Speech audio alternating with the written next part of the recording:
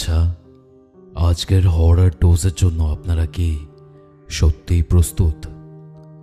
Hello guys, কিউরিও fighter ঘোষলি call recording সিরিজের মারাত্মক একটা সানডে স্পেশাল হরর পডকাস্টে আপনাদের স্বাগতম জানাই। আমি কৌস্তভ। আজকে আমার সাথে ট্যাংরা থেকে ছিলেন পিন্টু এই কল রেকর্ডিংয়ে। এমন মারাত্মক একটা ঘটনা পিন্টু আমাদের সাথে শেয়ার করেছে, যেটা তার নিজের মায়ের পেটে দাদার সাথে ঘটেছিল ট্যাংরা অঞ্চলে। Possession, spirit possession, what ever that is, সেটা যে কতটা মারাত্মক হতে পারে, কতটা প্রাণঘাতী হতে পারে, সেটা আজকের এই ঘটনাটা শুনলে বুঝতে পারবেন।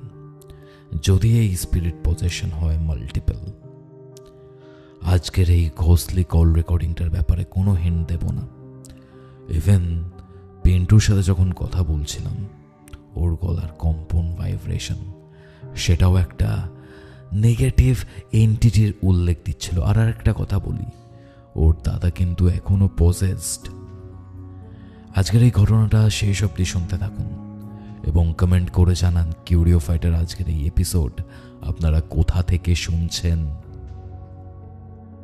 আমার দ্বিতীয় ইউটিউব চ্যানেল কৌস্তবের আড্ডাতে নিউমারোলজি অর্থাৎ সংখ্যাতত্ত্ব নিয়ে মারাত্মক একটি এপিসোড এসছে, যেটার মাধ্যমে আপনারা নিজের বিষয় এবং নিজের প্রিয়জনের বিষয়ে প্রায় অনেক কিছুই জানতে পারবেন।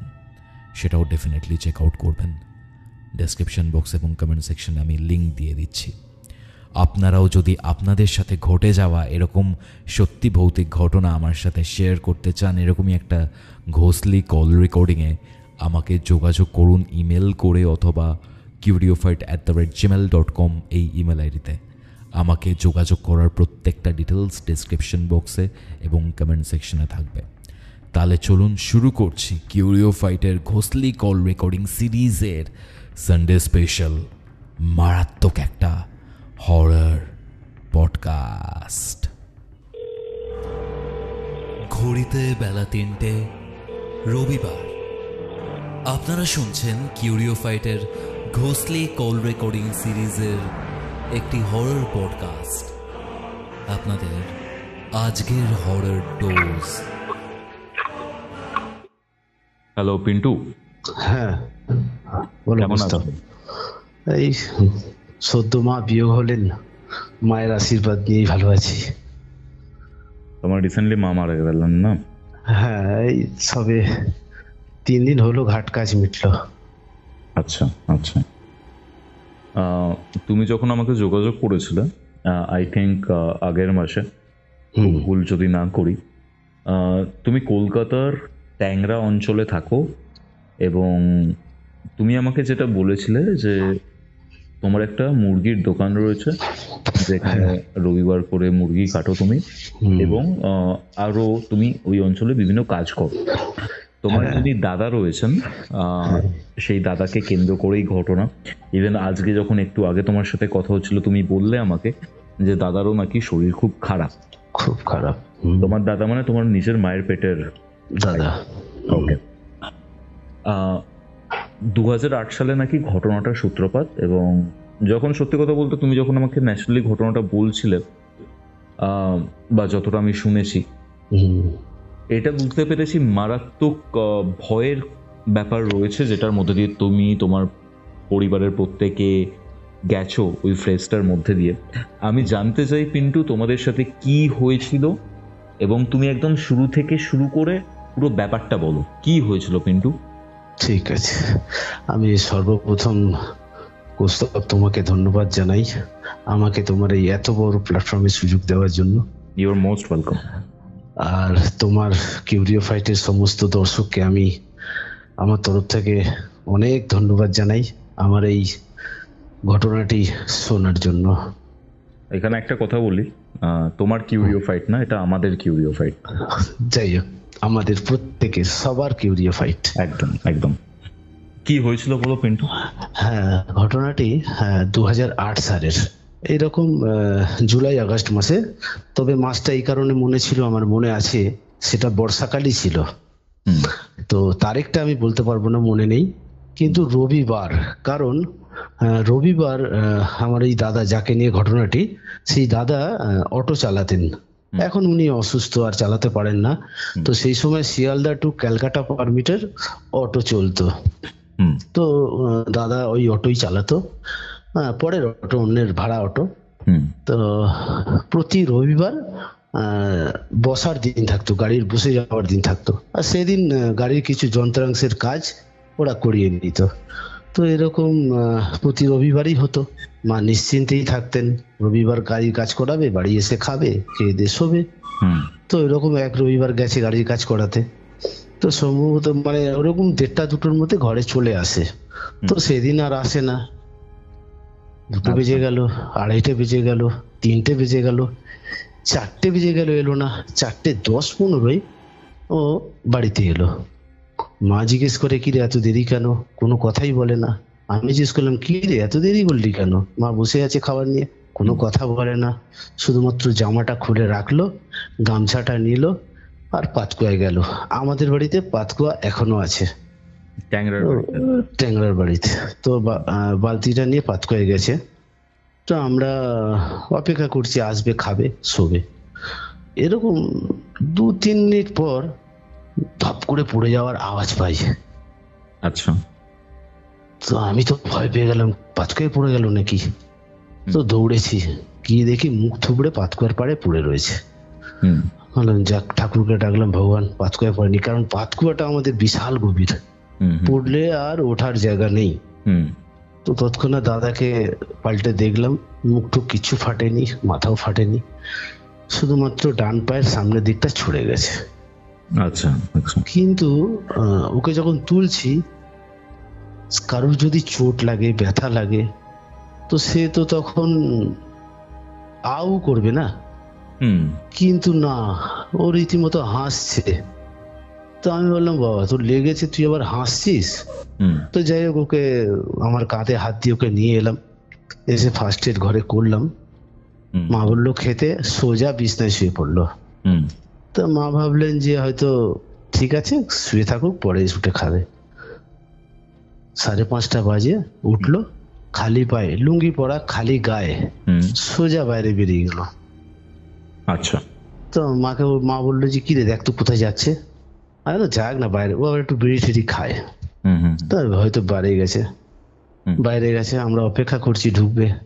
5:30 বেরিয়ে গেল, 6:30 বেজে গেল, 7:30 বেজে গেল, 8:30 বেজে গেল। এবারে খুঁজতে বেরিয়েছি, কোথায় গেল মা? তো সন্তান কোথায় গেল, মা তো খুঁজে খুঁজে পাগল হয়ে যাচ্ছে, শুধু আমাকেই বারবার দেখ না, দেখ না, দেখ না। আমিও দৌড়চ্ছি চারদিকে, কোথাও পাই না। 8:30, 9:30, 10:30, 11:30। অবশেষে আমরা আর খুঁজে ফেট আপ হয়ে গেলাম, পেলাম না। ভাবছি কোথায় যাব, থানায় যাব না হসপিটালে যাব? পায়ে চোট লেগেছে, কোথায় পড়ে আছে, কিছুই খবর পাচ্ছি না। মা তো কান্না শুরু করেছে। তো আর বাইরে না বেরিয়ে রাত 12টা, 12:30 বেজে গেল। ঘরের মধ্যেই বসে রয়েছি, কেউ ঘুমোতে পারছি না, ছেলেটা কোথায় গেল। রাত 2:30 বেজে গেছে, তাও আসে না। আর কোথায় খুঁজবো? ভাবছি থানায় যাব, যদি ধরা পড়ে থাকে রাস্তায়, তাও যেতে পারছি না। কেন, ওর তো ওরকম কোনো কিছুই নেই যে ধরবে। তারপরে 3টে বাজে একজন পাড়ার, আমাদের পাশের বাড়ি, আমাদের ভাড়া বাড়ি, যে বাড়ির কথা বলছি সেটা ভাড়ায়, তো পাশের বাড়ির একজন, তাকে চিনি, সে এখন জীবিত নেই, মারা গেছেন উনি। আমার নাম ধরে এসে ডাকছে, পিন্টু, পিন্টু, বাড়ির গেট থেকে। আমি বললাম, কে ডাকছে এত রাতে, কি ব্যাপার হলো? মা তো চিন্তা পড়ে গেছে, আমাকে বাইরে বেরোতে দিচ্ছে না, কিছু একটা ব্যাপার হয়েছে। মা বলছে, না তুই যাবি না, আমি যাই। তাই বললাম, তুমি গেলে হবে না, কথা বলতে হবে তো, কে আছে। তো আমি গেলাম। আমি বললাম, হ্যাঁ দাদা, কি ব্যাপার? বলছি, তুই শিগগির আর দেখবি, চল কি হয়েছে। কি হয়েছে বলো না, তুই আয় না। তো মাকে বললাম, মা ডাকছি, কিছু একটা ব্যাপার, আমি আসছি। তো ওনার সঙ্গে দৌড়লাম। ঠিক আমাদের ট্যাংরা আর ইন্টালির সংযোগস্থলে একটা রেল লাইন আছে, যেটা কিনা নৈহাটি টু বজবজ গাড়ি চলে। আচ্ছা। তো তার পাশেই রেলওয়ে কোয়ার্টার। ওখানে একটু ছোট্ট জায়গা আছে, ওখানে গিয়ে উনি দাঁড়ালেন আমাকে নিয়ে। বললেন এখানে দাঁড়িয়ে শুধু দেখ। কি দেখবো আমি? দেখ না, দেখছি কৌস্তব আমার গায়ে, বলছি তোমাকে আমার কাঁটা দিচ্ছে গায়ে। দেখছি ওই রেল লাইনের যে পোস্ট হয়, মানে তার যেতে বাধা থাকে, রেলের যে রেল লাইনের তার, হ্যাঁ ওই এই পোস্ট থেকে ওই পোস্ট পর্যন্ত দাদা দৌড়চ্ছে লুঙ্গি পরে। লুঙ্গি পরে ওই রেল লাইনের মধ্যে দৌড়াদৌড়ি করছে? দৌড়চ্ছে মানে এই পোস্ট থেকে ওই পোস্ট, ওই পোস্ট থেকে এই পোস্ট, এই পোস্ট থেকে, মানে কনস্ট্যান্ট খালি পায়ে পাথরের ওপর দিয়ে দৌড়চ্ছে। আচ্ছা, আমার দিকে হয়ে গেছে, কি দেখছি আমি, শুধু কোনো দিক তাকাচ্ছে না, সোজা তাকিয়ে দৌড়চ্ছে। এই পোস্ট থেকে ওই পোস্ট, ওই পোস্ট থেকে ওই পোস্ট, এরম করতে করতে করতে করতে আমি আধা ঘন্টা 35 মিনিট ওই জিনিসটা দাঁড়িয়ে দেখেছি। তারপর দিকে হঠাৎ ধুম করে পড়ে গেল, ওই দুটো লাইনের মাঝখানে পড়ে গেল। সঙ্গে সঙ্গে ওই ভদ্রলোক যিনি ছিলেন আমাকে নিয়ে বললেন চল চল। উপরে উঠলাম, রেল লাইন এরকম ঢাল করা থাকে না মাটির দিকে, হ্যাঁ ওর উপরে উঠলাম। উঠে ওকে ধরে, আরো দুজন ছিল, নিশাচর প্রাণী অনেক রাস্তায় থাকে, মানে কি বলবো, মানে নেশা টেশা করে ঘুরে বেড়ায়, হ্যাঁ ওই রকম। তাদেরকে ডাকলো, ওনার চেনাশোনা, ডাকলো, 4 জন মিলে ধরে বাড়িতে নিয়ে এলো। তোমাকে কি বলবো, মা তো কান্নাকাটি শুরু করেছে দেখে। পায়ের বুড়ো আঙুল থেকে মাথার চুল পর্যন্ত এমন কোনো জায়গা বাকি নেই যে ফাটেনি। আচ্ছা আচ্ছা, কেটে ফেটে একাকার, লুঙ্গিটা ছিঁড়ে যা তা অবস্থা, খালি পায়ে, পায়ের আঙুলের 2-3টা আঙুল ভেঙে উল্টে আছে। ভেঙে উল্টে আছে আঙুল? উল্টে গেছে আঙুল। আচ্ছা, এই অবস্থায় ওই রাতে, ওই ভোর রাত 4টে বাজে তখন নিয়ে এলাম। তারপরে ওই আজান শুরু হলো, মানে তখনই ওই আজানটাই শুরু হতে ও পড়ে গেল লাইনে। আচ্ছা, ওই 4:45 নাগাদ। লাইনে না, তোমার বাড়িতে? লাইনে, রেল লাইনে পড়ে গেছিল, যখন আমরা দাঁড়িয়ে দাঁড়িয়ে দেখছিলাম না, তখন ওই 4:45 আজান শুরু হলো, ও পড়ে গেল। ওকে ওকে ওকে। হ্যাঁ, তো ওকে আমরা তো ধরে নিয়ে এলাম বাড়িতে। তো কি করবো, ওই রাতে ফাটাফাটি একদম, শরীরে কোনো জায়গা বাকি নেই, লুঙ্গি টুঙ্গি ছিঁড়ে। তো রীতিমতন কোনো কিছু না, আবারও হেসে যাচ্ছে। আমরা তো অবাক, দুপুরেও তাই দেখলাম, এটাও তাই। তো মাকে বললাম, মা বলে কি করবো বল এই অবস্থায় নিয়ে এখন। তো পাশাপাশি লোককে খবর দিলাম, তারা বলে হাসপাতালে নিয়ে চলে যাও। হাসপাতালে কাকে নিয়ে যাব, ভোর হতে আবার পালিয়েছে দাদা ভাই, আবার পালিয়ে গেছে, আবার ভোর হতে, মানে সকালে সূর্য উঠতেই পালিয়ে গেছে। যার শরীরের কোনো জায়গায় বাকি নেই ফাটতে, সে কিনা সকালে সূর্য উঠতে আবার পালালো। সারা দিন তার কোনো পাত্তা নেই। ঠিক ঠিক বেলা 12টায় ঘরে এলো, একেবারে যাতা অবস্থায়, চেনাই যাচ্ছে না, কালি কাদা মেখে এলো। আচ্ছা, এসে আমাদের, তোমাকে একটু বলে দিই, আমাদের একটি মাত্র ঘর, তো আমাদের ঘরে না, যেহেতু শোবার জায়গাটা নিচে কম ছিল বলে আমাদের শাল কাঠের মাচা করা ছিল। আচ্ছা, তো এই মাচার উপরে, ওখানেও লোক দাঁড়াতে পারবে এক মানুষ, তো ওর উপরে আমি আর ওই দাদাটা শুতাম। হ্যাঁ, তো আমার তো ওর দৃশ্য দেখে আমার আর ওর সঙ্গে শুতে ইচ্ছা করছে না। তো যাই হোক, দুপুর বেলায় এসেছে, এসে সোজা ও উপরে উঠে গেছে। উপরে উঠে মা বললো যাকগে থাক, উপরেই থাকো, নামাতে মানে ছাড়তো, রেগে গেছে মা। হঠাৎ উপর থেকে, মানে ওই ঢাকনা করা, বুঝলে, কাঠ না কেটে বেশ সুন্দর কবজা লাগিয়ে ঢাকনা করা। আচ্ছা, ওই ঢাকনা খোলা অবস্থাতেই ও গেল, হঠাৎ সিঁড়ি থেকে উঠে উপরে গেল, কিন্তু আর সিঁড়ি থেকে নামলো না, সোজা উপর থেকে জাম মেরেছে নিচে। পাখাটা লাগলো মাথায়, সিলিং ফ্যান লাগলো মাথায়, মাথাটা গেল ফেটে। ডান দিকের ঠিক কপালের উপর দিকটায় ফেটে গেল। নিচে নেবে সোজা দৌড় মারলো, মানে ঘরের মধ্যে দৌড় মারছে, যেদিকে দরজা সেদিকে না দৌড়ে যেদিকে দেওয়াল সেদিকে দৌড়লো, মানে মারলো গিয়ে দেওয়ালে সোজা ধাক্কা, আবার পড়লো, বাঁদিকের চোখের উপরে কপালটা ভেঙে গেল, ফেটে গেল। আচ্ছা, মানে কি যে দৃশ্য চলছে, অসাধারণ। উঠলো, উঠে সোজা বাইরে দৌড়ে পালিয়ে গেল। ব্যাস, আর তাকে খুঁজে পাই না। বিকেল হয়ে গেল, খাওয়া দাওয়া আমাদের সবার বন্ধ। দুপুরে কেউ খেতে পারলাম না, না মা না আমি। তারপর 4টে বেজে গেল, 5টা বেজে গেল, তাকে আর খুঁজে পাই না। আবারও সেই রাত। আমার তো ভয় হয়ে গেছে, আবার সেই রাত, আবার কি দেখবো। এরকম হয়ে গেল, 9টা বাজে, 10টা বাজে, 10:30 বেজে গেল, 11টা বেজে গেল, তার খবর নেই। কোথায় যাব? এই তখন তোমার 2:30 হবে, রাত 2:30। দ্বিতীয় রাত 2:30 বাজে। আমাদের পাশের পাড়া, মানে পাশের পাড়া না, আমাদের এই পাড়ায় একটি গলি পড়ে, মানে দুটো বাড়ির মাঝামাঝি, মানে একটা সরু গলি, একটা মানুষ শুধু যেতে পারবে। ওই গলিটা বদনাম গলি আছে, মানে ভালো না, একেবারে একেবারে ওইখানে দুপুর বেলা থেকে শুরু হয়, মানুষ একদম যাওয়া বন্ধ করে দেয় পরের দিন সকাল অবধি। সকালে 2-1টা মানুষ চলাফেরা করে। এখনো আছে? এখনো আছে। মারাত্মক জায়গা, মারাত্মক। অ্যাকচুয়াল মারাত্মক কেন বলছি, ওখানে একটি মেয়ে গলায় দড়ি দিয়েছিল। আচ্ছা। তারপর থেকে ওটা পুরো বদনাম। তো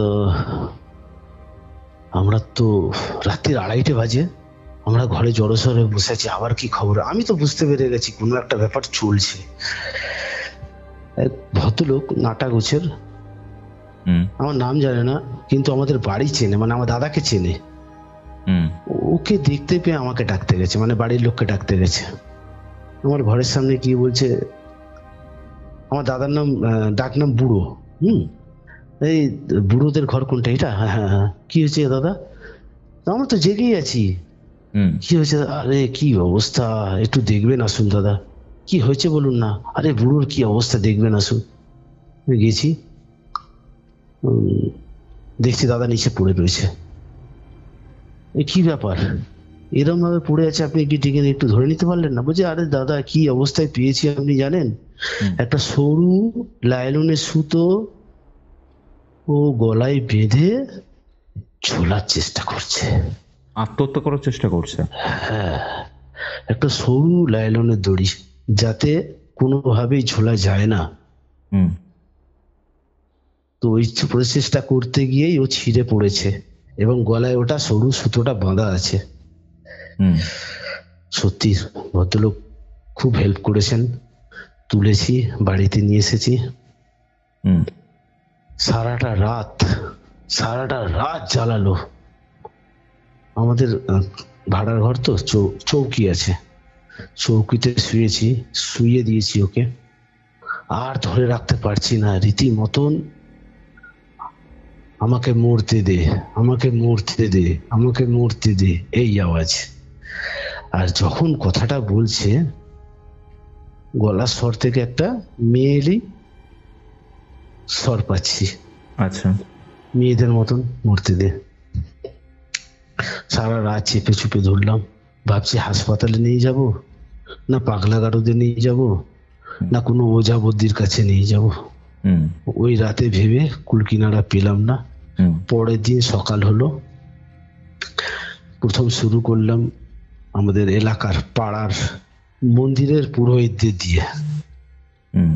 তো কি বলবো কৌস্তব, সেই সময় আমার কাছে ওই ছোট নোকিয়া ফোন, কোথা দিয়ে যে ফোন আসছে, আননোন নাম্বার।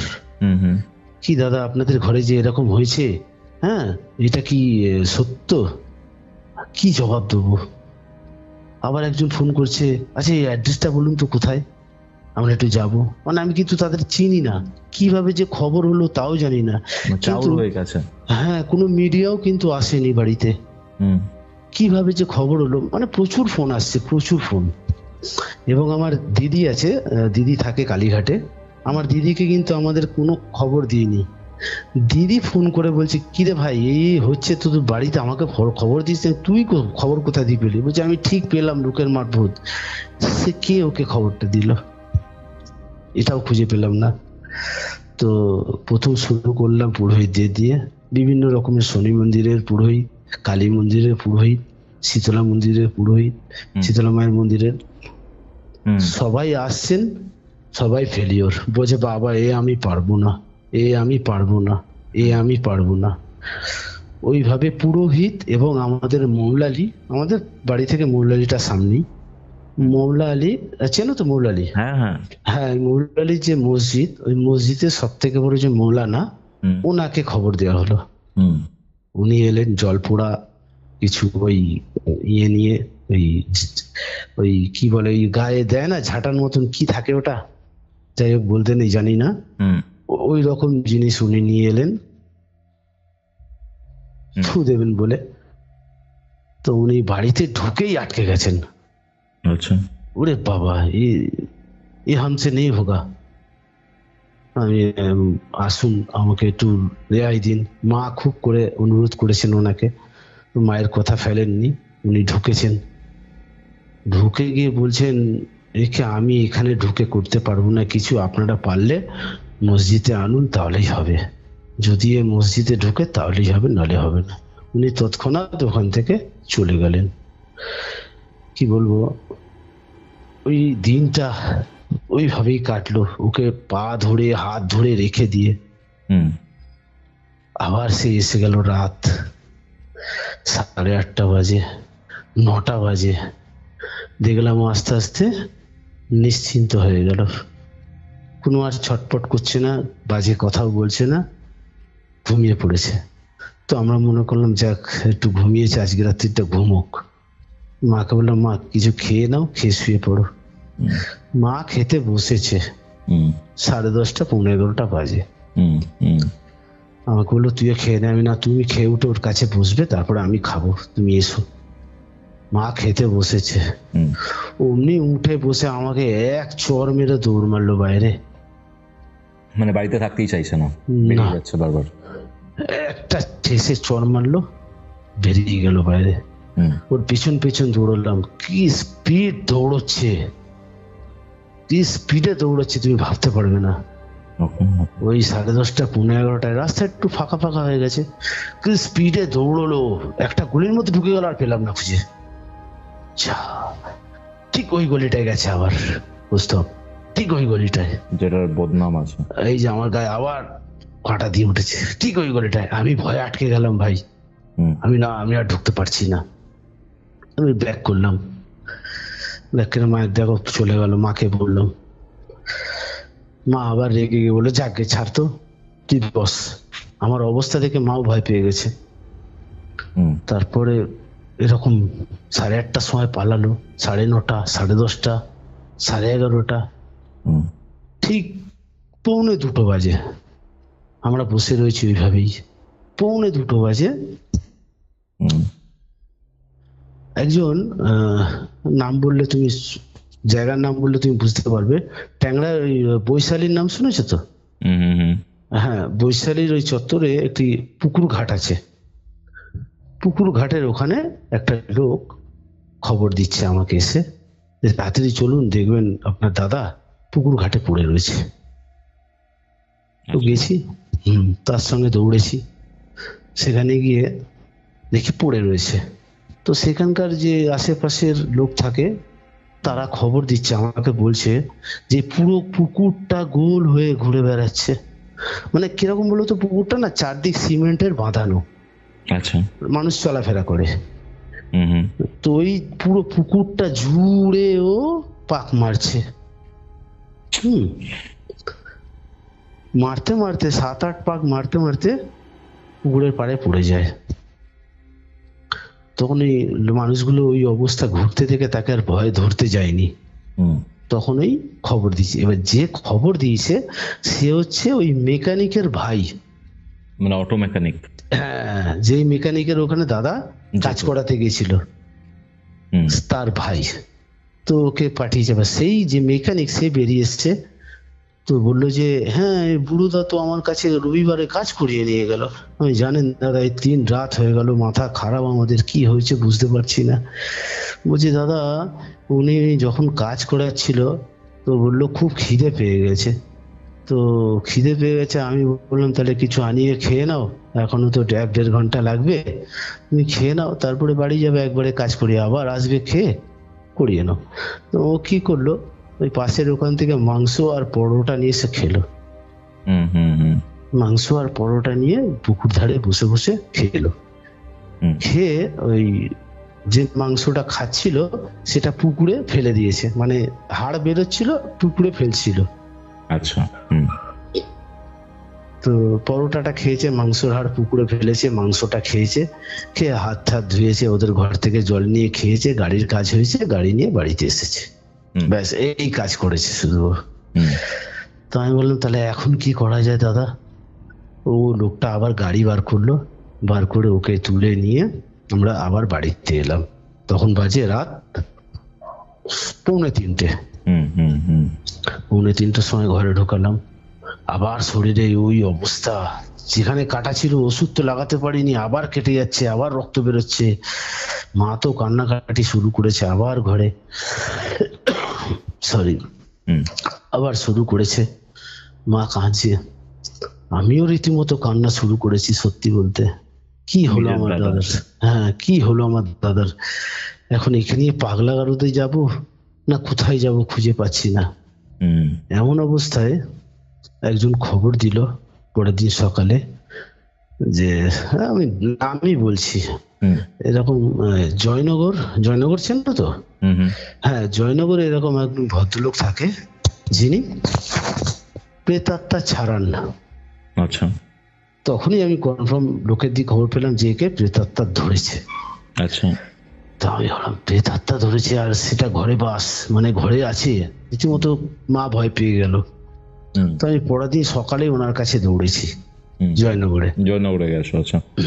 জয়নগরে গিয়ে ঠিক অ্যাড্রেসটা নিয়ে গেছি, উনি আমাকে সহযোগিতাও করেছেন, ঘরে বসিয়েছেন, পুরো ব্যাপারটা শুনেছেন, শুনে একটা জিনিস দিয়েছেন, এটা নিয়ে যাও, নিয়ে গিয়ে দাদার বালিশের তলায় রেখে দাও। আমি দাদা থাকলে ঘরে তবে তো তার বালিশের তলায় দেব, সে তো থাকছে না।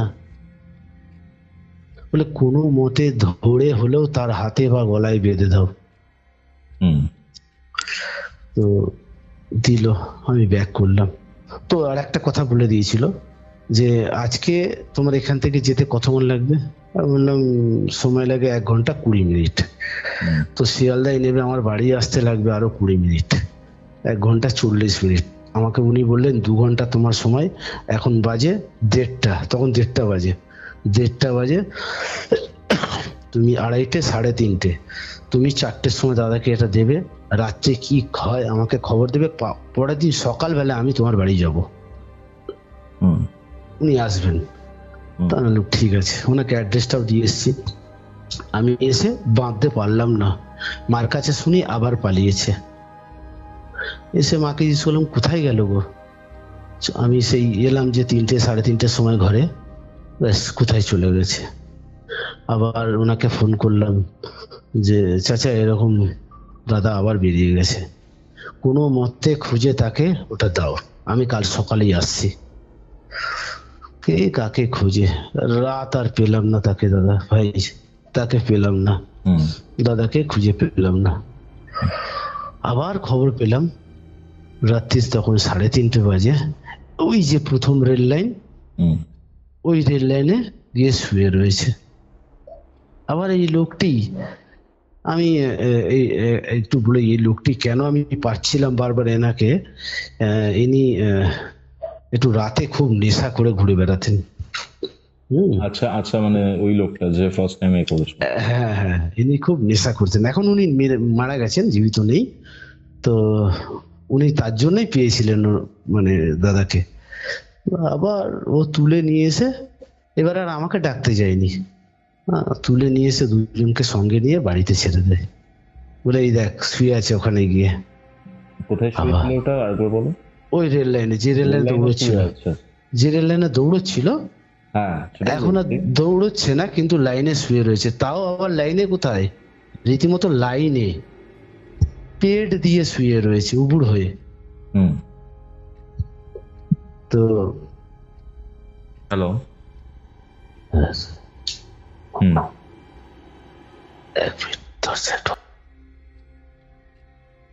হ্যাঁ, তারপর কি হলো? তারপরে ওই ভদ্রলোক পরের দিন সকালে এলেন জয়নগর থেকে। উনি সোজা বাড়িতে এসে ঢুকে পড়লেন, মানে আমাকে ডাকারও প্রয়োজন হয়নি, আমার নাম ধরে ডাকতে ডাকতে বাড়িতে ঢুকে পড়লেন। এই তোমার ঘর তো? আমি বললাম হ্যাঁ। কই দাদা কই? দাদা তো আসেনি এখনো।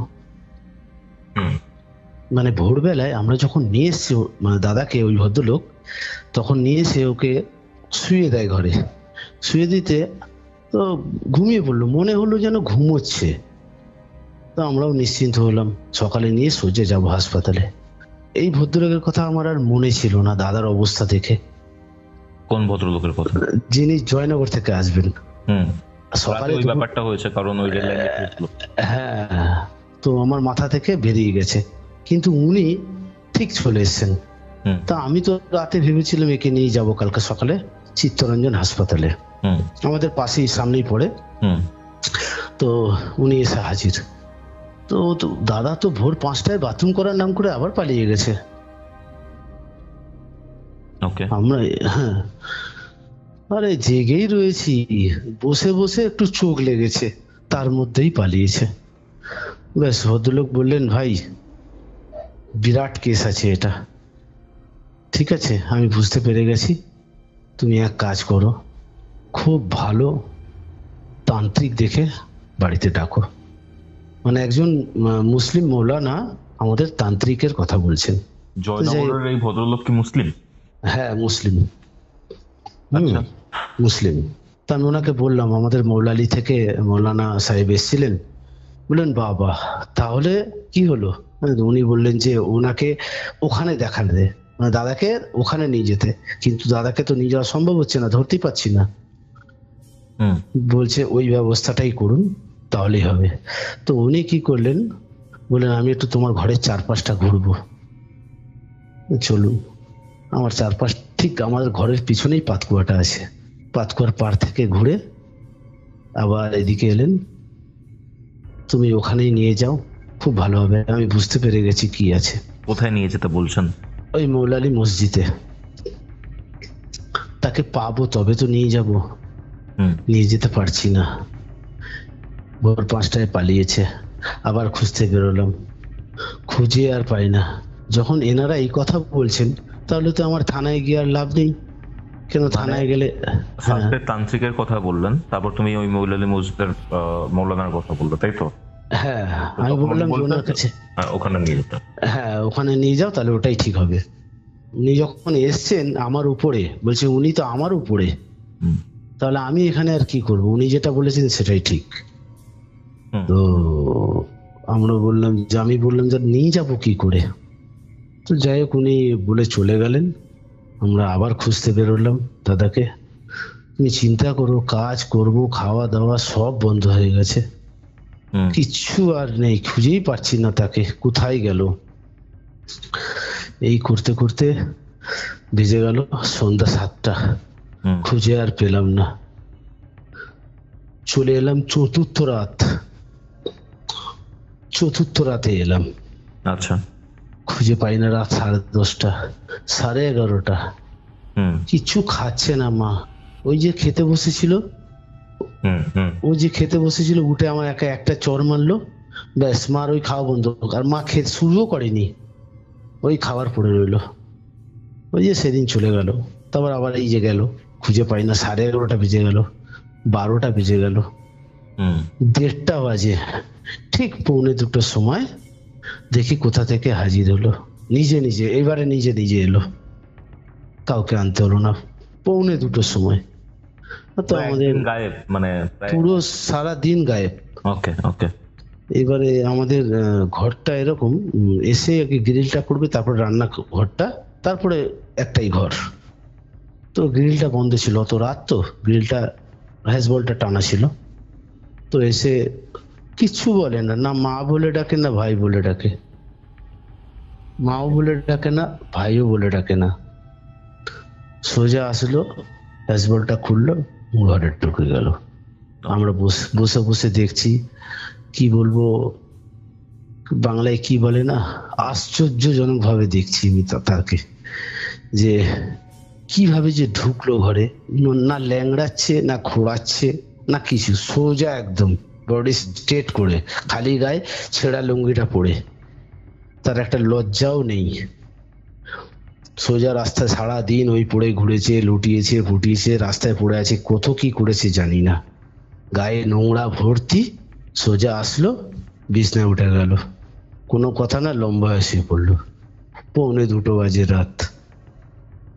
মা বলে, এই অবস্থায় বিছনাটার কি অবস্থা করছিস তুই? রক্ত লেগে যাচ্ছে, কাদা লেগে যাচ্ছে। উঠে মায়ের দিকে চোখ করলো না, মানে এই আবার আমার গায়ে কাঁটা দিচ্ছে। চোখটা দেখে আমার হয়ে গেছে, ওর চোখ দেখে। মা মারলো একটা চর, মার মাথাটা গেছে গরম হয়ে, একটা চর মারলো। সে তো মায়ের গলা টিপে ধরেছে। আচ্ছা আচ্ছা, আমি বুঝতে পারছি যে ওর মধ্যে কি ঢুকেছে হয়তো, কারণ অত শক্তি গায়ে, মারাত্মক শক্তি গায়ে। কোনো মতে হাতটা ছাড়াই আমাকে এক ঝটকা মারলো হাত দিয়ে। আমার পাশে আয়না ছিল, আয়নাটা লেগে আমার কানটা কেটে গেল, আয়নার কোনাটা কেটে আমার কানটা কেটে গেল। ওকে জোর জবস্তি ধরে, বাড়ির আরো 2-4 জন ছেলে ছিল, ডাকলাম, জোর জবস্তি ধরে দুটো হাত দুটো পা বেঁধে দিলাম, এবারে চৌকির সঙ্গে বেঁধে দিলাম ভালো করে। শুরু করলো খিস্তি, গালাগালি, রীতিমতো খিস্তি। পাড়ার আরো 4-5টা লোক, মানে বাড়ি তো ভর্তি হয়ে গেছে লোক একদম দেখার জন্য। আর এদিক ওদিক তো যখনই পাচ্ছে লোক ঢুকে যাচ্ছে বাড়িতে দেখতে। আরো লোক ডাকলাম, একটু শক্তিশালী লোক, তারা এলো। কিছু মানুষ এসে খবর দিল যে এমন জায়গা একটা আছে, সেই জায়গাটা তুই যদি নিয়ে যেতে পারিস তাহলে মনে হয় ঠিক হতে পারে। তো আমি তো চিন্তা করছিলাম এবং খুঁজছিলাম এমনও কোনো জায়গা, বলো তোমরা, এক্ষুনি নিয়ে যেতে রাজি আমি। তোমরা মৌলালির মসজিদটায় কেন গেলে না? নিয়ে যেতে পারছি না ভাই, তাকে নিয়ে যেতে পারছি না। বলছি কি তোমাকে, মা এক চড় মেরেছে, মার গলা টিপে ধরেছে, দেওয়ালে একদম সাটিয়ে দিয়েছে। তো এবারে ওই বললাম না শক্তিশালী লোক ডেকেছি, পাটা শুধু খুলেছি, 6খানা লোক, 6খানা হাট্টা কাট্টা লোক, ধরতে পারছে না। আর আমি মা কি ধরবো তাহলে ওকে? তো কোনো মতে একটা অটো ডেকে অটোর মধ্যে তোলা হলো। তো নিয়ে যাচ্ছি কোথায়? ওই চিত্তরঞ্জন হাসপাতালেরই পাশে। তুমি কখনো এসছো চিত্তরঞ্জন হাসপাতালে? আশেপাশে তো গেছি, মানে আমাদের পার্ক সার্কাস যে চিত্তরঞ্জন, হ্যাঁ, আগে চিত্তরঞ্জনের ঠিক অপোজিটে ওই ল্যাবরেটরি এখনো আছে, মানে ওই যারা ওই ডোমের কাজ করে না, তাদের কোয়ার্টার ছিল একদম রাস্তার উপরেই, ছোট ছোট ঘরে কোয়ার্টার। তো তার মধ্যেই একটা ঘরে একজন মা শেরাওয়ালিয়ার পুজো করেন। তো যে ভদ্রলোক আমাকে নিয়ে গেছেন, এই দাদারই বন্ধু, সেও অটো চালায়, সে অটোটা নিয়ে এসছে, দাদাকে নিয়ে গেলাম। তো তার দরজার সামনে, মানে সবাই মিলে ওই 6-8 জন মিলে ধরে ওকে ঠেলে ঠেলে ওই ঘরের দরজার সামনে নিয়ে যাওয়া হচ্ছে। যাবে না, কিছুতে যাবে না, ঠেলতে ঠেলতে ঠেলতে ঠেলতে তাকে ঘরের দরজা পর্যন্ত নিয়ে যাওয়া হয়েছে। ওই ভদ্রলোক যিনি পুজো করেন ঘরে বসবেন এমন সময় প্রচুর ভিড়, সবাইকে তাড়িয়ে দিল, বললো আজকে চলে যাও, তোমরা আবার কালকে এসো, আজকে এই কেসটা বিরাট বড় কেস, একে আগে দেখতে হবে। তো দাদাকে প্রায়োরিটি দিল। তো কোনো মতে দাদা পা কিছুতে তার ঘরের চৌকটে রাখবে না। কি করলো জানো? কি করলো? রীতিমতো থুতু ফেলে দিল ঘরে। আচ্ছা, বাহ করে থুতু ফেলে দিয়ে, আর ওই ভদ্রলোককে যে পূজারি, তাকে আঙুল দেখিয়ে দেখিয়ে গালাগাল দিচ্ছে। ওই ভদ্রলোক উঠে দাঁড়িয়ে, তবে রে তোর এত বড় সাহস, থুতু ফেলবি আমার ঘরে?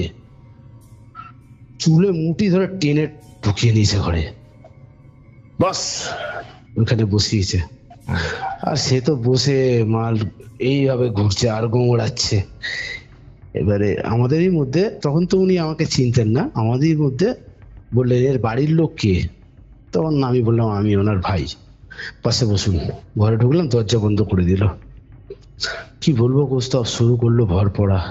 আর এ গোল গোল হয়ে ঘুরছে, মানে বসে বসে না, ওই ঠাকুরের যে ভর পড়ে, আচ্ছা আচ্ছা আচ্ছা আচ্ছা, মা কালীর মা শীতলার ঘর হয় না, ওই রকম ওনার ঘরে দেখি বজরংবলীর বিরাট বড় একটা ছবি।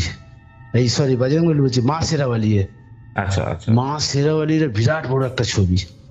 আমি বসে আগে প্রণাম করলাম ভক্তি সহকারে। তো এই আমার দাদা আমার ডান দিকে বসে আছে, মাথা ঘোরাচ্ছে, যেমনি ওই ভূত প্রেত ধরলে যেমনি করে ঘোরায় না, ওইভাবে ঘুরছে। আর ইনি মন্ত্র বলছেন, উনিও ঘুরছেন, ওনারও ভর এসে গেছে। আমি একবার আমার দাদাকে দেখছি, একবার ওনাকে দেখছি, আমি একা ঘরে। তুমি এই পরিস্থিতি বোঝো, বুঝতে পারছো কুস্তব? ওদিকে ভগবান, এদিকে প্রেত, মাঝখানে আমি। একে তো আমি ঝেলছি 5 দিন ধরে, আর ওনাকে আমি দেখছি এই প্রথম। কি দৃশ্য! ধুনো জ্বালিয়েছে ঘরে, ধোঁয়ায় ধোঁয়া। আর ওই অটোমেটিক যে ঘন্টা আর কাসর বাজে না, এখন বেরিয়েছে যেগুলো, হ্যাঁ ওই রকম একটা বাজছে। আর উনি ভর পড়ছেন, কি বলবো, রীতিমতন সিংহের মতন হলো, সিংহের মতো গর্জন। আর আমার দাদাকে মাথায় দিল এক কামড়। আমি তো উঠে দাঁড়িয়ে গেছি, তার চৌকির উপরেও চলে গেছি ভয়ে। এ কি দেখছি, এক কামড় বসালো, আমার দাদা হয়ে গেল অজ্ঞান, উনিও পড়ে গেলেন পাশে। এবার আমি ঘরে, দরজা বন্ধ, বাইরে সবাই। 2 মিনিট কাটলো, কে যেন এসে ঘরে নক করলো, ঘরটা খুললো। তার একটা ছোট্ট মেয়ে একটু জল নিয়ে এসে ওই পুরোহিতের মাথায় দিল। উনি উঠে বসলেন, আমাকে বললেন তোল ওকে। তুলে বসালাম, কিরে ঠিক আছিস, ঠিক আছিস? দেখছি দাদার মাথা দিয়ে রক্ত বেরোচ্ছে। আচ্ছা, মাথা দিয়ে রক্ত বেরোচ্ছে, মাথা একটু চেপে ধরলাম আমি। উনি বললেন কিচ্ছু হবে না, ছেড়ে দে। তারপরে গেট খুললো, বাড়ির আরো যারা যারা ছিল বললো নিয়ে চলে যাও। তুমি আমাকে বললো তুমি এখানে বসো। তো বললো ও কি নিয়ে চলে যাবে? আমি জিজ্ঞেস করলাম ওরা নিয়ে চলে যাবে দাদাকে? হ্যাঁ নিয়ে চলে যাক বাড়িতে, আর কোনো অসুবিধা নেই, তুমি বসো, তোমার সাথে কথা আছে। ঠিক আছে, বসলাম। তো উনি বলছেন এ তো মারাত্মক কেস হয়েছে গো। কি হয়েছে দাদা? তখন বলছে একে একটা জলে ডোবা বাচ্চা প্রেত ধরেছে। আচ্ছা, ফার্স্ট টাইম।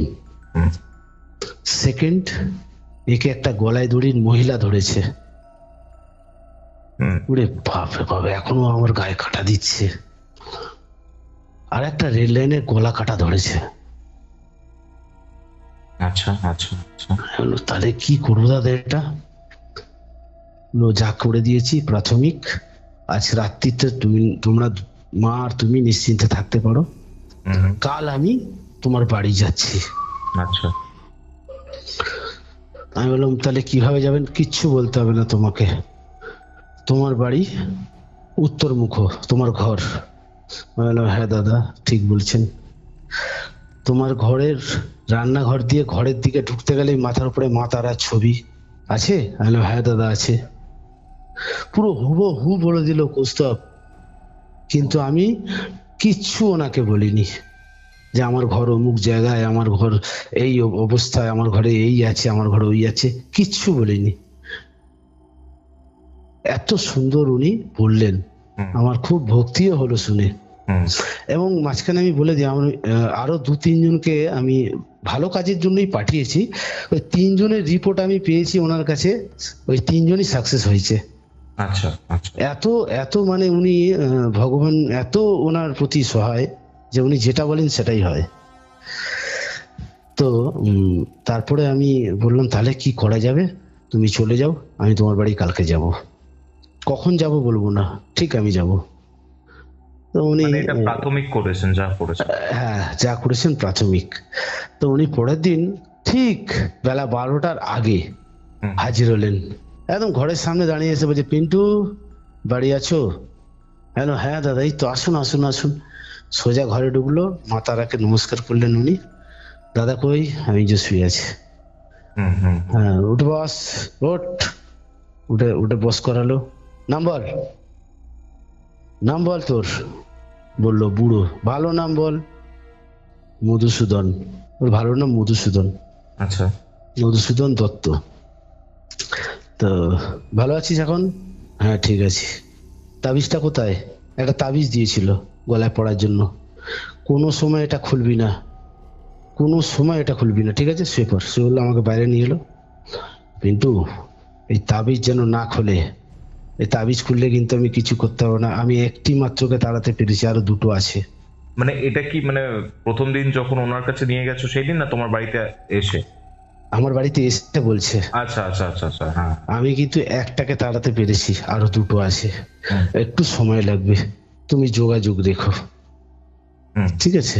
তো আমি কি করেছি, আমার এত ভক্তি হয়েছে ওনার প্রতি, এত ভালো লেগেছে, আমার দাদাকে কি করে বাঁচাবো তার জন্য আমি তার কাছে প্রতিদিন গিয়ে বসে থাকতাম। প্রতিদিন প্রায় 7-8 দিন গেছি কন্টিনিউ বসে থাকতাম, দাদার ব্যাপারে কিছু শোনার জন্য, কিছু জানার জন্য, কি করলে আরো ভালো তাড়াতাড়ি হবে। তো ওরকম বসে থাকতে থাকতে অনেক কেস আমি দেখলাম, এটা তোমাকে আমি পরে বলবো। এক একটা কেস এমন এমন দেখলাম, মানে আমাকে ভাইয়ের মতো উনি ভালোবাসতে শুরু করেছেন। আর আমাকে বসিয়ে রেখে উনি ওই ট্রিটমেন্ট করতেন, যারা যারা আসতো তাদেরকে কি বলবো বলতেন উনি যে এই করো। তো এরকম অনেক কেস। তা আমি বললাম, দাদা এবারে কি করব? তাবিজটা আছে তো? হ্যাঁ তাবিজটা আছে। তোর বাড়িতে, তোমার বাড়িতে আমি যাব আরেকবার, গিয়ে কিছু ক্রিয়া করতে হবে। তো তোমাদের যে, আমাকে বলছে তোমার যে উত্তরমুখ ঘর, তার ডান দিকটা আমি দেখলাম একটা খালি জায়গা রয়েছে। তখন না আমাদের পাশের ঘরটা ভাঙা ছিল, এখন তৈরি হয়েছে, ভাঙা ছিল। তখন উনি এলেন, এসে তারপরে পরের দিনই এসছেন, এসে বলছে, পিন্টু ভাই এখানে কিছু একটা করা আছে, ডান দিকটা ঘরটা, ভাঙা ঘরটায় কিছু একটা করা আছে। তা আমি বললাম, কি করা থাকতে পারে দাদা, আমি তো জানি না, আমার তো জানা নেই এটা ব্যাপারটা। তো বলছে, হ্যাঁ করা আছে তোমাদের বাড়ি? হ্যাঁ মায়ের যে ঘরটা, যে ঘরে মা থাকতেন, মা ওই ঘরেই মারা গেছেন। কিছু একটা করা আছে, সেটাই আমি টের পাচ্ছি। তো কিভাবে এটা ঘটলো, কি হয়েছিল, উনি আমার কাছে জানলেন। তো বললো, যে 3 জায়গায় যেখানে ওই মাংস আর রুটি খেয়েছিল, যে পুকুরের সামনে দাঁড়িয়ে যে মাংস হাড্ডি গুলো ফেলেছিল না, ওই পুকুরের জলে ডোবা বাচ্চাটাই ওকে নিয়েছে। আচ্ছা আচ্ছা আচ্ছা আচ্ছা, বুঝতে পারছি বুঝতে পারছি। ঠিক আছে। আর প্রথম রাতে যে রেল লাইনে দৌড়াচ্ছিল না, ওই গলা কাটাটা নিয়েছে। আচ্ছা, মানে 3 জন একসঙ্গে ঘাড়ে চেপে আছে। এই কারণেই ওর একদম অসুরের থেকেও বেশি শক্তি। আর তারপরে ওই যে সেই একটা লাইলন সুতো নিয়ে মানে গলায়, হ্যাঁ হ্যাঁ, ওখানে ওই মহিলাটা যে বললাম গলায় দড়ি দিয়ে মারা গেছে, ও নিয়েছে। তার জন্য যখন মায়ের সাথে কথা বলছিল, ওই মেয়েলি সুর বেরোচ্ছিল। আচ্ছা আচ্ছা আচ্ছা আচ্ছা আচ্ছা, কি মারাত্মক হয়েছে বলো ভাই, সিরিয়াসলি কি মারাত্মক হয়েছে। মানে এই 3 জনকে নিয়ে ঘাড়ে ও চলে বেড়াচ্ছে, আর শরীরে কোনো এক জায়গায় বাকি নেই কাটতে, কোনো ব্যথা তার মালুমই হচ্ছে না। তো উনি বললেন, তুমি হসপিটালে নিয়ে আসো ওকে, আমি ট্রিটমেন্টের ব্যবস্থা করাচ্ছি। উনি তো হসপিটালেই চাকরি করতেন। তা আমি চিত্তরঞ্জন নিয়ে যেতে পেরেছি।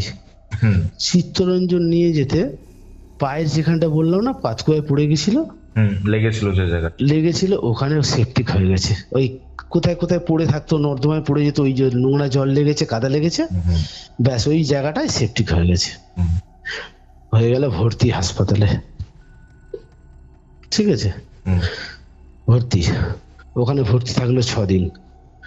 ওখানে কি করেছে, তাবিজটা খুলে ফেলে দিয়েছে, ব্যাস।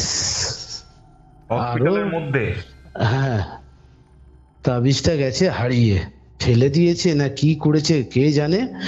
ব্যাস 5 দিনের পর 6 দিনের মাথায় গেছি হাসপাতাল দিয়ে, গায়েব নেই হাসপাতালে আর। বলো এবার কোথায় যাবে? মারাত্মক গো ভাই, মারাত্মক ঘটনা। হাসপাতাল থেকে গায়েব। ডক্টরকে জিজ্ঞেস করছি, বলছে উনি তো বেরোন ঢোকেন, বেরোন ঢোকেন। আমি কি বলছেন আপনি ডাক্তারবাবু, পেশেন্ট এখান থেকে বেরিয়ে যাচ্ছে, আপনি ইজিলি বলছেন বেরোন ঢুকে। অ্যাকচুয়াল 5 দিন থেকে ওর এমন সিকিউরিটির সঙ্গে চেনাশোনা করে নিয়েছে না, যে সিকিউরিটি বেরোলে কিছু বলে না, বলে চায়ের গ্লাস নিয়ে বেরোয়, চা আনতে যাচ্ছি খাবো, এই করতো। আমরা ভেবেছি গেছে চা আনতে, কিন্তু তার মাঝখানে যে ডাক্তাররা জানে না ওর গলায় তাবিজ আছে, এই কারণে আমরা তো আর সেটা বলি না, আমরা বলেছি ট্রিটমেন্টের জন্য, বুঝতে পারলে? হ্যাঁ, ডাক্তাররা জানে ট্রিটমেন্ট, চা আনতে গেছে পেশেন্ট। এবারে আমরা তো ভাবছি, চিন্তায় পড়ে গেলাম। ওই ভদ্রের কাছে গেছি, উল্টো দিকে উনি থাকেন কোয়ার্টারে, ওনার কাছে গেছি, দাদা এই ব্যাপার, কি মুশকিল, কি করেছো, আহা কি হবে এবারে, কি বলবো কুস্তব, ওই ভদ্রলোকও খুঁজতে বেরিয়েছেন আমার সাথে রীতিমতো। ওখান থেকে চিত্তরঞ্জন থেকে বেরিয়ে রেলওয়ে ক্রসিং পার করে একটি আমাদের এই বজবজ লাইনেরই গাড়ি, তুমি পাকসাঘাট স্টেশনে দেখেছো একটা নিচ থেকে প্ল্যাটফর্ম, উপর থেকে, হ্যাঁ উপরের প্ল্যাটফর্মটা না ওই আমাদের এখান দিয়ে বজবজের যাচ্ছে, আর নিচের যে লাইনটা ওটা আমাদের শিয়ালদা থেকে সোজা যাচ্ছে, যেমন আমরা তোমার জয়নগর ফয়নগর যাচ্ছে। তো আমরা কি করলাম, লাইন টপ করে দুজন মিলে ওই উঁচু লাইনে উঠলাম, উঠে সোজা হাঁটা দিয়েছি আমাদের এদিকে আসার জন্য। তখন ওই 4টে 4:30 বাজে, আমি তো দেখতে গেছি, দেখি গিয়ে গায়েব। তো ওনাকে গিয়ে 5টা বাজে বেরিয়ে পড়েছি খুঁজতে খুঁজতে খুঁজতে খুঁজতে খুঁজতে অনেকটা চলে এসেছি। আমাদের এখানে একটা 3 নম্বর ব্রিজ বলে জায়গা আছে, সোজা আসলে চিত্তরঞ্জন থেকে সোজা আসলে লাইনটায় ওইটা পড়ে, গিয়ে দেখি ও ওই নিচ দিয়ে গাড়ি চলে, উপর থেকে ট্রেন চলে, বুঝতে পারছো, রেল ব্রিজের নিচে। ও কি করেছে, দুটো লাইনের মাঝখানে আগে না ওই কাঠ শুধু বেছানো থাকতো, এখন তো টিন দিয়েছে মানুষের হাঁটার জন্য, আগে না শুধু কাঠ থাকতো, আচ্ছা, কাট কাট কাট কাট করে করে মানুষ হেঁটে যেত, যারা পারতো। ছোটবেলায় আমরা পারতাম না, দেখে ভয় লাগতো, নিচে রাস্তা দেখা যাচ্ছে, গাড়ি চলছে তো। তো এসে আমরা দুজন মিলে দেখি ওই কাঠে, দুটো লাইনের মাঝখানে ওই কাঠে পা ঝুলিয়ে বসে রয়েছে। তুমি ভাবতে পারছো কোন জায়গাটা, বুঝতে পারছো? পড়ে গেলেই তো গল্প হয়ে যাবে। শুধু গল্প নয়, ট্রেন এসে গেলে তো পালাতেও পারবে না, পা আটকে যাবে, নিচে পড়ে গেলেও গেল, আর ট্রেন এসে গেলেও উঠতে পারবে না।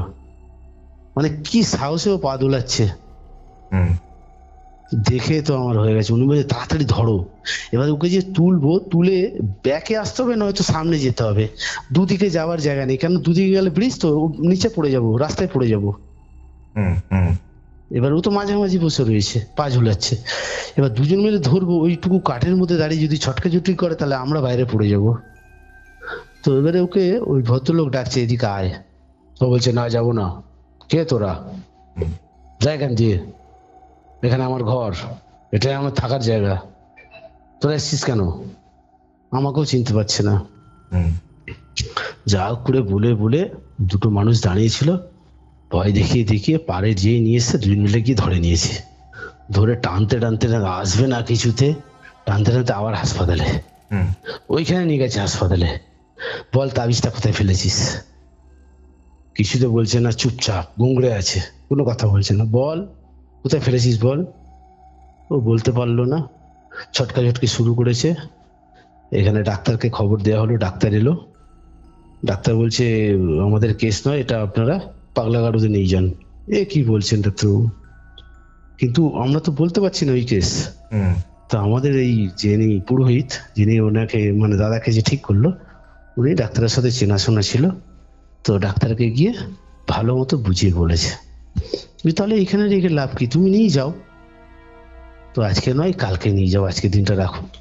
দেখে আমরা, ওই ভদ্রলোক বললেন পিন্টু এসো তো একটু খুঁজি কোথায় রেখেছে দেখি। তো ওকে দুটো হাত ওই ওয়ার্ড বয় দিয়ে বাঁধিয়ে দিয়েছে। আমরা বাথরুমে খুঁজতে গেছি, গিয়ে দেখি বাথরুমে ওই ছোট্ট একটা আয়না লাগানো আছে, আয়নার মধ্যে যে পেরেকটা আছে, ওই পেরেকের মধ্যে মাদুরিটা ঝুলছে, বুঝলে? পেরেকের মধ্যে এটা ঝুলছে, তাই তো? হ্যাঁ, বেসিং এর উপর ছোট্ট একটা আয়না, বেসিং দিয়ে সোজাসুজি ছোট্ট একটা আয়না, ওই আয়নায় মাদুরিটা ঝুলছে। মাদুরিটা চওড়া এরকম 5 পয়সার মতন, আর একটা কালো কারে দেওয়া। তৎক্ষণাৎ উনি এটা নিলেন, বলে এটা অকেজো হয়ে গেছে, বিশেষ করে হাসপাতালের জন্য এটা অকেজো হয়ে গেছে, আবার বানাতে হবে। তো উনি বাড়িতে গেলেন, প্রচুর টাকা খরচা হয়েছিল কৌস্তব, জানো, প্রচুর টাকা খরচা হয়েছিল। উনি যতবার বলতে নেই, তো ভালোই করেছেন উনি। পয়সা দরকার হচ্ছে, মানে খরচা হচ্ছে তো নেবেই। তো উনি আবার বানালেন, বানিয়ে ওই হাসপাতালে ওকে পড়ালো, বললো একে রাখা যাবে না, বাথরুমে গেলে তাবিজটা আবার নষ্ট হয়ে যাবে। তারপর কি হলো বলো? এইবারে তো বললো যে হাসপাতালে রাখা ঠিক হবে না, এই হাসপাতালও ঠিক নয়। আমি মানে বুঝলাম না, বলছি হাসপাতালের বাথরুমও ঠিক নয়। হুম। বুঝতে পারছো না? আমি বললাম, না বুঝতে পারছি না, এই হাসপাতালেও ঠিক নয়, নিয়ে চলো। তখন ছুটি লিখিয়ে নিয়ে বাড়িতে নিয়ে এসে আমাদের এখানে একটা প্রাইভেট ডাক্তার আছে, ওই প্রাইভেট ডাক্তারকে দেখানো হলো। তো পাটা ঠিক হলো। তো বললো যে এবার দুটোকে তাড়াতেই হবে পিন্টু, কোনোভাবে। হুম। তো আবার ওই তাবিজ টাবিজ দিয়ে গলায় পরিয়ে রাখলো। একদিন আমাকে ডাকলো, একটা পুজো করতে হবে দাদার নাম করে, পুজো করে তারপরে এটা হবে। পুজো করলো, গলাটাকে, মানে যে রেল লাইনের যে গলা কাটা ছিল হুম। হুম। ওইটাকে তাড়ানো গেছে, আর জলে ডোবা বাচ্চাটাকে তাড়ানো গেছে, কিন্তু ওই গলায় দড়িটা তাড়ানো যায়নি, আচ্ছা। আজও চেপে রয়েছে। তবে এই আমার দাদার উপর আজও চেপে রয়েছে? আমার তো মনে হয়, কারণ ও এখনো পর্যন্ত ওই ফিট হয়ে যায়, মানে ওই ওই কেসটার পর থেকে এখনো অব্দি ফিট হয়ে যায়। অনেকবার ফিট হয়ে গেছিল, এমনি দৌড়াদৌড়ি পালাপালি আর করে না, কিন্তু ওই জিনিসটা হয়। আচ্ছা। তো এই জিনিসটা হয়, আমি ওনার কাছে গিয়েছিলাম আবারও, যে এটা কিন্তু রয়ে গেল। বলছে এ না ছাড়বে না যেন, কিন্তু কোনো ক্ষতিও করবে না, ওইভাবেই থাকবে। তো এই 2008 সাল থেকে দাদা আজও পর্যন্ত আর গাড়ি চালাতে পারলো না। বাড়িতে 2000 হয়ে গেল? হ্যাঁ, বাড়িতে বসা হয়ে গেল একেবারে একেবারে। এই আজও পর্যন্ত বলতে নেই, ও তার কপালে সে নিজে খায়। আজ একটু আগেও পর্যন্ত আমি খাবার দিয়ে এলাম, এইভাবেই ও চলছে। তবে খুঁজি এরকম মানুষ, ওনাকে বললাম, তো উনি তো তারপরেও খুঁজতে গেছি ওখানে একটু, ওই যে কোয়ার্টারটা যেটা ছিল ওটা ডেভেলপ হয়েছে। হ্যাঁ, আমাকে এমনকি উনি যা যা কাজ করতেন সেই কাজগুলো নিয়ে গিয়ে আমাকে দেখিয়েছেন, যে আমি এইখানে এখানে আমার ডিউটি। কি বলতো, ওই যে বাচ্চা প্রসব হয়ে যাওয়ার পরে যে মারা যায় না, একেবারে ছোট থেকে, মানে একেবারে ম্যাচুরিটি পাইনি এরকম বাচ্চা, একদম 1 আঙুলের বাচ্চা থেকে শুরু করে আমাদের কোমর অব্দি বাচ্চা, ওই বড় বড় বয়মে করে সাজানো রাখা আছে। ওই ডিপার্টমেন্টে উনি চাকরি করতেন। আচ্ছা আচ্ছা। মানে ওনার সঙ্গে এত ক্লোজ আমার হয়ে গিয়েছিল, এতবার গেছি তার কাছে, উনি আমাকে নিজের অফিসে পর্যন্ত নিয়ে যেতেন, ভাইয়ের মতন একেবারে। আমাকে একটা কথা বলো পিন্টু, তোমার দাদা তো আজও পজেসড, ঠিক আছে? হ্যাঁ। আর তুমি বললে যে এই যে ভদ্রলোক রয়েছে, ভদ্রলোকের সামনে বসে তুমি অনেক কেস দেখেছো ইনফ্যাক্ট। হ্যাঁ। কিরকম কেস দেখেছো? কারণ তোমার দাদার কেসটা শোনার পর না এই ব্যাপারটা জানতে বেশ ইচ্ছা করছে। তো আমি নিয়মিত দাদার জন্য তার কাছে যেতাম, ওই ভদ্রলোকের কাছে, ঠাকুরমশাইয়ের কাছে। তো আমি 7-8 দিন পর পর গেছি। তো উনি আমার সঙ্গে কথা বলতেন কম, কিন্তু বোঝাতেন অনেক বেশি। ঠিক আছে, তো আমি বসে থাকতাম। এমন একদিন একটা এমন কেস এলো, যাকে বলছে, মানে উনি একজন ভদ্র মহিলা, খুব কান্না করছে, খুব কান্না করছে। কি হয়েছে? বলছে কি হয়েছে মা, তুই এত কাঁদছিস? এইভাবে বলছে। তখন বলছে, বাবা আমার স্বামীর অবস্থা খুব খারাপ, আমার স্বামী এনআরএস এ ভর্তি, আমার স্বামীকে ডাক্তার জবাব দিয়ে দিয়েছে, বলছে আর 24 ঘন্টার মধ্যে নাকি আমার স্বামী মারা যাবে। আমার একটি মাত্র মেয়ে, বাবা আমার স্বামী মরে গেলে খাবো কি, যাবো কোথায়, মেয়েটাকে মানুষ এইভাবে বলছে। আমার চোখ দিয়ে না জল এসে গেছে, কেন আমিও তো বুঝতে পারছি আমার ঘরের পরিস্থিতি, মানে নদীর একুল ভাবে অকুল শান্ত, অকুল ভাবে একুল, এরকম ব্যাপার। তো আমার তখন আমার দুঃখটা যেন অনেক ছোট হয়ে গেল, যে তাহলে এনার যদি স্বামী মরে যায়, বাচ্চাটা নিয়ে নিয়ে যাবেন কোথায়? তো এই চিন্তা করছি আমি। তো ঠাকুরমশাই বলছেন, চিন্তা করিস না, দেখছি দেখছি, দাঁড়া কি হয়েছে বল। তো কি একটা রোগ, অ্যাজমা না কি একটা রোগ বললো।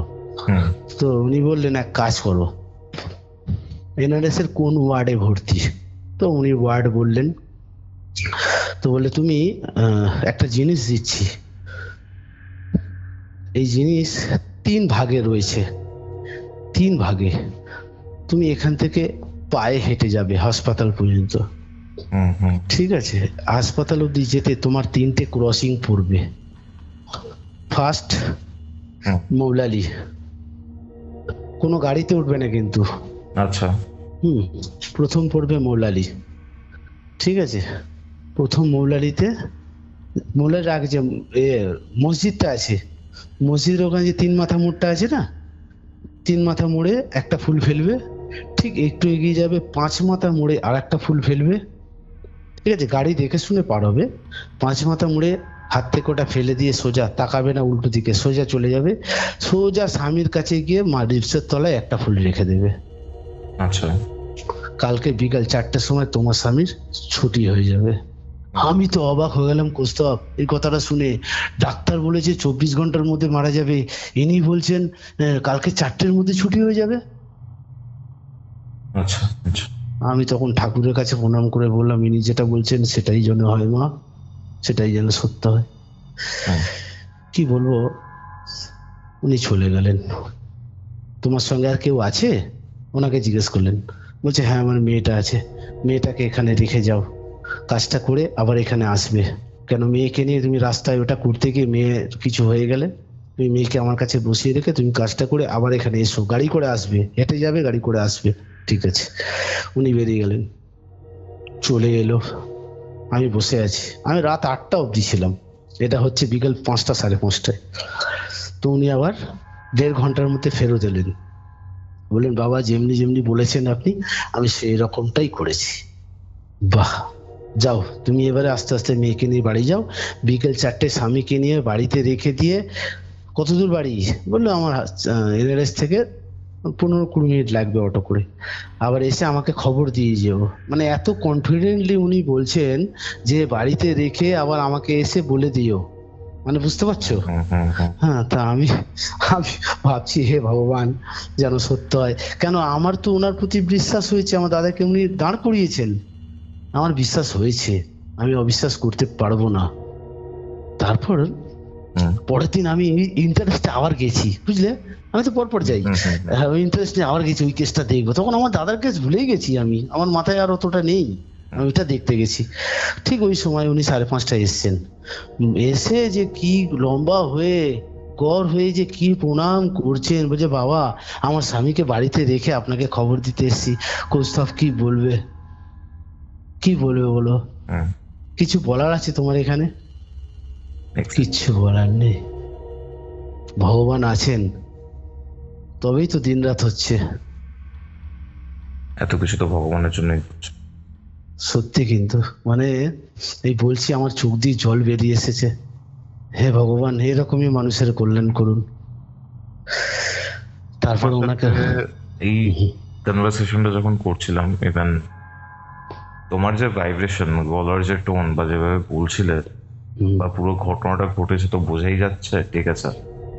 আর মানে এই যে 3টে পার্টিকুলার জিনিস তোমার দাদা করেছেন, তার 3টে পার্টিকুলার কারণও রয়েছে। মানে মানে তোমার সাথে ইন বিটুইন তুমি যখন মানে তোমার দরজায় টোকা পড়ছিল ফার্স্ট রেকর্ডিং এর ওই সময়টায়, তার জন্য আমরা মাঝখানে একবার স্টপ করেছিলাম।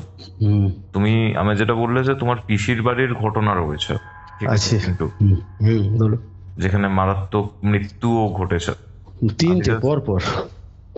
মানে আমি চাই যে কিউরিও ফাইটের অডিয়েন্সদের যদি তোমার এই যে পডকাস্টটা, এই যে ঘোষলি কল রেকর্ডিংটা ভালো লাগে, আমার নিজের পার্সোনালি ভালো লেগেছে, বা ঘটনাগুলো প্রচন্ড র ঘটনা ছিল, তাহলে তোমার পিসির ঘটনাটা আমি তাহলে নিয়ে আসবো একটা কল রেকর্ডিং এ। তো যারা যারা শুনছেন পিন্টুর ঘটনা, যারা শুনলেন আজকের এই ঘোষলি কল রেকর্ডিং এ, তারা কি পিন্টুর পিসির এই ঘটনাটা জানতে চান? একটু কমেন্ট করে জানাবেন। আর তোমার সাথে সত্যি বলছি পিন্টু, কথা বলে আমার খুব ভালো লাগলো। আমি দেখো, তোমার মা রিসেন্টলি মারা গেছেন, 3 দিন আগে কাজ হয়েছে, তোমার দাদা অসুস্থ, তার মধ্যেও যে তুমি এই ঘটনাটা শেয়ার করলে আমাদের সাথে, ঠিক আছে, জাস্ট তোমার সাথে আমার কথা হয়েছিল এই কারণে আমার এই জিনিসটা খুব ভালো লাগলো। আর থ্যাংক ইউ ফর দ্যাট। খুব ভালো থাকো লাইফে অ্যান্ড খুব এগিয়ে যাও। Thank you. চলো, কথা হচ্ছে খুব তাড়াতাড়ি, আবার কথা হচ্ছে পিন্টু। ওকে, থ্যাংক ইউ। এটাই ছিল আজকের এপিসোড। আজকের এই এপিসোডটা আপনাদের কেমন লাগলো সেটা কমেন্ট করে ডেফিনেটলি জানান। এবং আজকের এই এপিসোডটা ভালো লাগলে লাইক করে শেয়ার করে দিন, এবং কিউরিওফাইট ইউটিউব চ্যানেলে নতুন হলে সাবস্ক্রাইব করে বেল নোটিফিকেশন অন করতে ভুলবেন না। আমার সেকেন্ড চ্যানেলে নিউমারোলজি রিলেটেড যে পডকাস্টটি এসেছে সেটি দেখতে যদি চান তাহলে ডেসক্রিপশন বক্সে এবং কমেন্ট সেকশনের লিঙ্ক থাকলো। এবং হ্যাঁ, আপনারাও যদি আপনাদের সাথে ঘটে যাওয়া এরকম প্যারানর্মাল এক্সপিরিয়েন্স আমার সাথে শেয়ার করতে চান, এরকম হন্টিং এক্সপিরিয়েন্স শেয়ার করতে চান, তাহলে ডেফিনেটলি ইনস্টাগ্রামে যোগাযোগ করুন অথবা ইমেল করুন curiofite@gmail.com এই ইমেল আইডিতে। তাহলে চলুন দেখা হচ্ছে পরবর্তী একটি এপিসোডে, যেটি আসছে বৃহস্পতিবার দিন দুপুর ঠিক 3টের সময়। ততক্ষণ অবধি কিউরিওফাইটের এরকম আরও 2টি এপিসোড শুনতে আপনার মোবাইল স্ক্রিনে আসা ডান দিকের অথবা বাঁ দিকের বক্সে ক্লিক করুন।